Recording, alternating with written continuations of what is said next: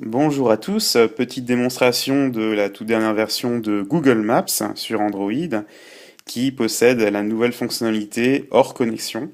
Cette nouvelle fonctionnalité permet de mettre en cache des morceaux de carte et donc qui sont rendus totalement disponibles même si vous perdez le réseau. Donc cette nouvelle fonctionnalité en fait se trouve sous un menu qui s'appelle Rendre disponible ici hors connexion. En l'activant, en fait, on obtient un cadre.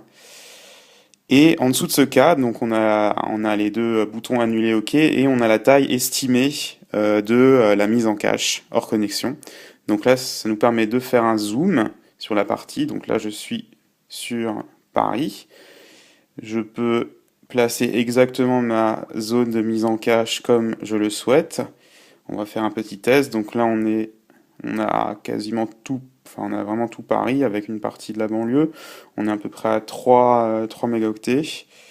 Je continue, 4, 5, je continue, 10, 11, là 23, et au bout d'un moment, voilà, 64, donc là j'ai vraiment toute la banlieue de Paris, même un gros morceau autour. Bam, voilà, on voit qu'en fait il y a une limite et qu'au bout d'à peu près 80 mégaoctets, bon là il autorise plus quoi. Voilà, donc après 75 en fait il arrête. Un peu plus de 80, voilà. Ce qui nous permet quand même d'avoir une grosse partie de cartes. On voit bien la partie. Donc je pense que si vous partez en vacances, ça pourra vous être très utile, hein. Vous pouvez mettre quand même une assez grosse partie de cartes en hors connexion. Alors on va faire un test. Je vais me mettre ici, je vais appuyer sur OK. Tac. Qu'est-ce qui se passe? Ah bah voilà, OK.